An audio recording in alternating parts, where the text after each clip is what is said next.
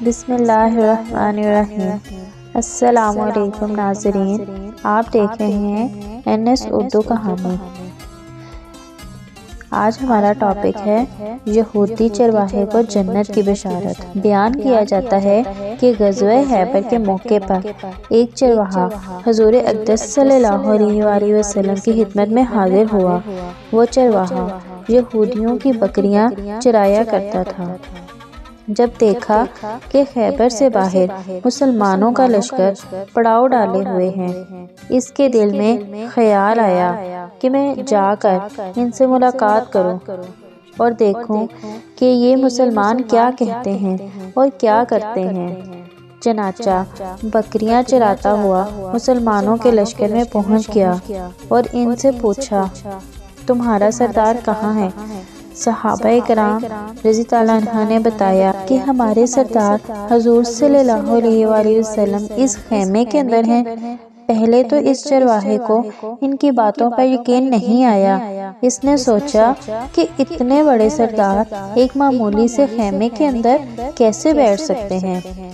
اس کے ذہن میں یہ بھی تھا کہ جب آپ اتنے بڑے بادشاہ ہیں تو بہت ہی شان و شوکت اور ٹھاٹ باٹ کے ساتھ رہتے ہوں گے، لیکن وہاں تو کھجور کے پتوں کی چٹائی سے بنا ہوا ایک خیمہ تھا۔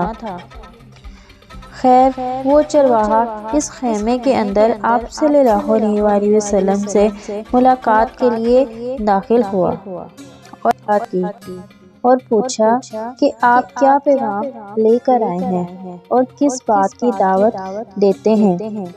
حضور اقدس صلی اللہ علیہ وآلہ وسلم نے اس کے سامنے اسلام اور ایمان کی دعوت رکھی اور اسلام کا پیغام دیا۔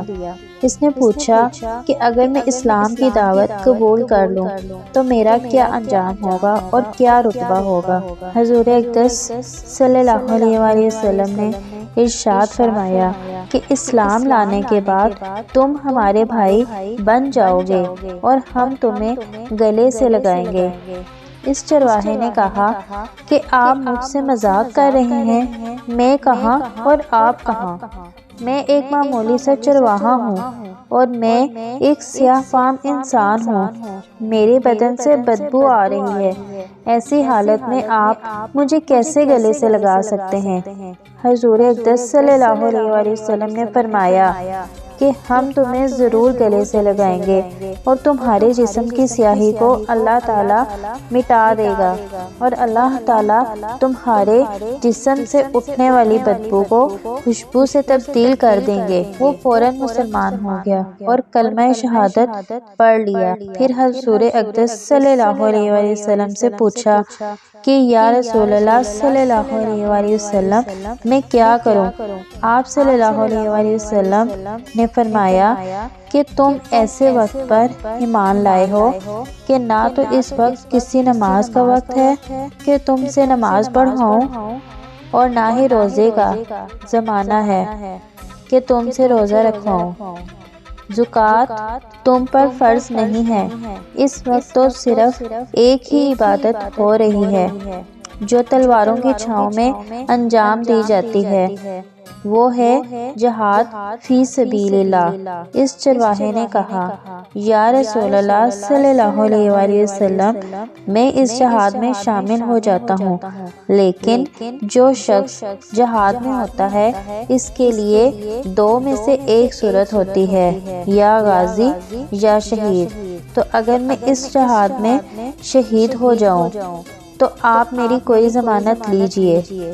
حضور اقدس صلی اللہ علیہ وآلہ وسلم نے فرمایا کہ میں اس بات کی ضمانت لیتا ہوں کہ اگر تم اس جہاد میں شہید ہو گئے تو اللہ تعالیٰ تمہیں جنت میں پہنچا دیں گے اور تمہارے جسم کی بدبو کو خوشبو سے تبدیل فرما دیں گے اور تمہارے چہرے کی سیاہی کو سفیدی میں تبدیل کر دیں گے۔ چونکہ وہ چرواہا یہودیوں کی بکریاں چراتا ہوا وہاں پہنچا تھا، اسی لیے حضور اقدس صلی اللہ علیہ وآلہ وسلم نے فرمایا کہ تم یہودیوں کی جو بکریاں لے کر آئے ان کو جا کر واپس کرو، اس لیے کہ یہ بکریاں تمہارے پاس امانت ہیں۔ اس بات سے یہ اندازہ لگائیں کہ جن لوگوں کے ساتھ جنگ ہو رہی ہے، جن کا محاصرہ کیا ہوا ہے، ان کا مالک غنی ہے، لیکن چونکہ وہ چرواہا بکریاں معاہدے پر لے کر آیا تھا، اس لیے آپ نے حکم دیا کہ پہلے وہ بکریاں واپس کر کے آؤ، پھر آ کر جہاد میں شامل ہونا۔ چنانچہ اس چرواہے نے جا کر بکریاں واپس کیں اور واپس آ کر جہاد میں شامل ہوا اور شہید ہو گیا۔ جب جنگ ختم ہو گئی تو حضور اقدس صلی اللہ علیہ وآلہ وسلم لشکر کا جائزہ لینے لگے۔ ایک جگہ آپ نے دیکھا کہ صحابہ کرام کا مجمع اکٹھا ہے۔ جب آپ قریب پہنچے تو ان سے پوچھا کہ کیا بات ہے؟ صحابہ کرام رضی اللہ عنہ نے فرمایا، جو لوگ جنگ میں شہید ہو گئے ہیں ان میں سے ایک آدمی ایسا بھی ہے کہ جس کو ہم سے کوئی نہیں پہچانتا۔ آپ صلی اللہ علیہ وآلہ وسلم نے فرمایا کہ مجھے دکھاؤ۔